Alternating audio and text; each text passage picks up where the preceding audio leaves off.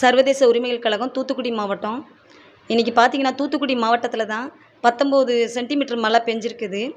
இன்னைக்கு கடந்த 2 நாட்களா பெஞ்ச மழை ஃபுல்லுமே பார்த்தீங்கன்னா, மாவட்ட நிர்வாகமும், மாநகராட்சி நிர்வாகமும் சேர்ந்து தண்ணிய ஃபுல்லுமே மழை தண்ணிய ஃபுல்லுமே என்ன பண்ணிட்டாங்கன்னா, கடலுக்கு டைரக்ட்டா விட்டுட்டாங்க. ஸோ, இதில வந்து மக்கள் வந்து பாதுகாப்பா இருக்கிறாங்க. அதுக்கு ஃபர்ஸ்ட்டு நாங்க வாழ்த்துக்கள தெரிவிச்சுக்கிறோம்.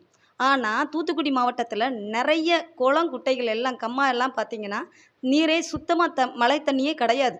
எல்லா இடத்துலயும் ஷட்டர போட்டு இவங்க என்ன செஞ்சிருக்காங்கன்னா, லாக் பண்ணி வச்சிருக்கிறாங்க. நாங்க அப்ப கால் பண்ணி பண்டாரம்பட்டியில உள்ள எக்ஸாம்பிள் பார்க்க போனா பண்டாரம்பட்டிங்கிற ஒரு கிராமம் இருக்கு. அத சுத்தி ஒரு கிட்டத்தட்ட ஒரு 3 குளம், பெரிய குளங்கள் இருக்குது. அப்ப அங்க உள்ள மக்கள் வந்து கோரிக்கை வைக்கிறாங்க. எங்க குளத்துல தண்ணி இல்லாததுனால என்ன நடக்குதுன்னா, நீர்மட்டம் ரொம்ப கம்மியா இருக்குது. எங்களுக்கு ஒரு விவசாயத்துக்கு தேவையான தண்ணியும் கிடைக்க மாட்டேங்குது. நீங்க எங்களுக்கு ஏதாவது சப்போர்ட் பண்ணுங்கன்னு எங்ககிட்ட ஒரு கோரிக்கை மனு வச்சாங்க. அது பிரகாரம் நாங்க வந்து கலெக்டர், மாநகராட்சி ஆணையர், மேயர் கிட்டலாம் நாங்க இத குறிச்சு பேசுனோம்.